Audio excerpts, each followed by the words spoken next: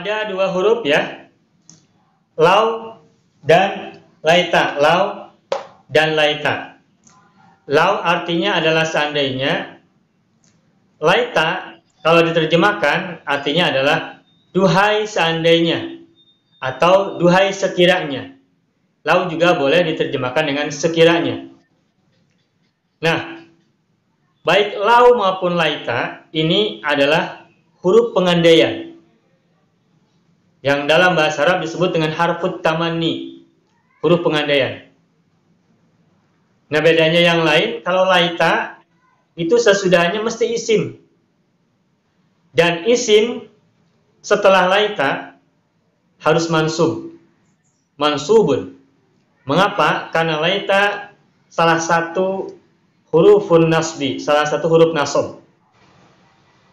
Laita adalah huruf nasab karena amalnya memang menasabkan isim sesudahnya. Sedangkan kalau lau, setelah lau itu selalu sesudahnya itu menggunakan fi'il madhi. Itu perbedaannya. Jadi kalau laita setelahnya itu menggunakan isim, karena laita adalah min adawatin nasbi atau min hurufin nasbi, salah satu huruf nasab yang menasabkan isim. Sedangkan lau dia biasanya selalu datang sesudah lau itu adalah fi'lun madhi. Fi'il madhi. Dua-duanya dari segi mana adalah termasuk harfut tamanni, huruf pengandaian. Nah, lalu ada pertanyaan, apa sih bedanya antara lau dan laita? Dari segi makna. Kalau dari segi penggunaan tadi sudah kita jelaskan. Nah, sekarang dari segi makna, apa sih perbedaan antara lau dengan laita?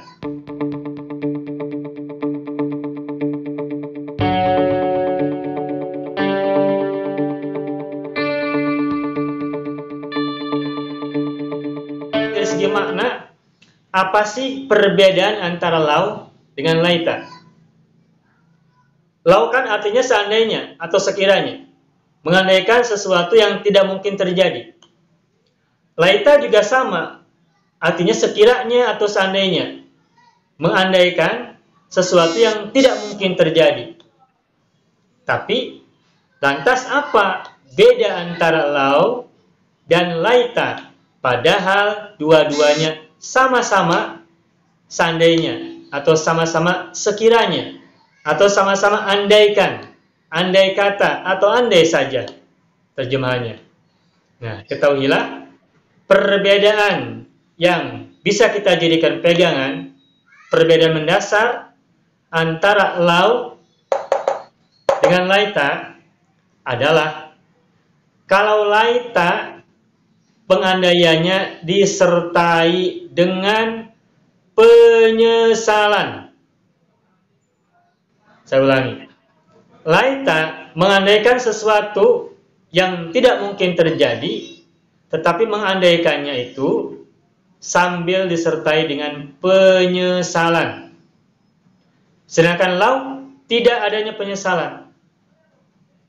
Contoh misalkan, ungkapan yang saya pernah sampaikan di kelas ini, hadis Nabi bercerita tentang ma'rifatullah ya, menggunakan huruf lau.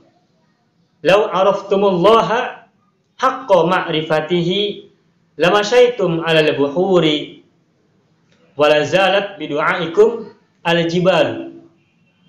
Saya ulangi Arabnya. Ini redaksi hadis Nabi, hadis Rasulullah. Lau araftumullaha haqqa ma'rifatihi lamasyaitum 'alal buhuri wala zalat bidu'aikum al-jibal. Seandainya kalian mengenal Allah dengan pengenalan yang sebenar-benarnya, dengan makrifat yang sebenar-benarnya, lamasyaitum 'alal buhur, niscaya kalian akan sanggup berjalan di atas lautan. Wala zalat bidu'aikum al-jibalu, dan niscaya dengan doa kalian gunung bisa kalian sirnakan, kalian lenyapkan kalau kalian sudah ma'rifatullah dengan sebenar-benarnya, kata Rasulullah. Nah, di situ seandainya kalian mengenal Allah, di situ pengandaiannya tidak ada unsur penyesalan. Tidak. Nah, berbeda dengan kata laita, dengan huruf laita. Di Al-Quran kita temukan misalkan ungkapan, ya laitani kuntu turoba.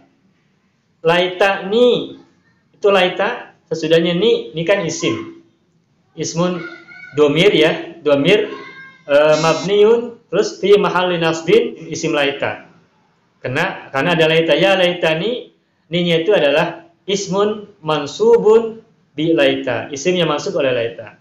Nah, ya laitani kuntu turoba, di situ artinya, duhai, seandainya dulu aku hanya sebutir debu. Nah, di situ laita disertai dengan penyesalan. Ya laitani kuntu turoba, seandainya dulu aku hanya sebutir debu. Perbedaan berikutnya antara lau dengan laita. Kalau lau itu mengandaikan sesuatu yang ada di depan kita, sesuatu atau peristiwa yang akan datang.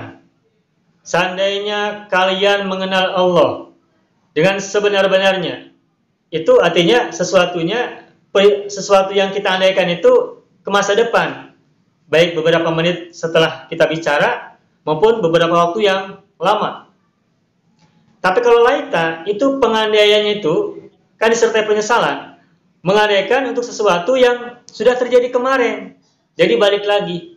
Makanya di Al-Quran kan, ya laitani kuntu, pakai fil madi, turoba, duhai sekiranya dulu aku sebutir debu.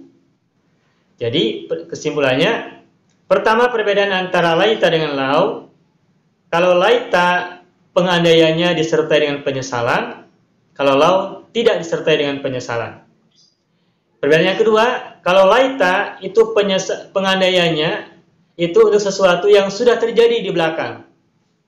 Sedangkan lau pengandaiannya untuk sesuatu yang ada di depan, baik semenit setelah kita bicara maupun masa-masa yang jauh di depan. Demikian, semoga bermanfaat.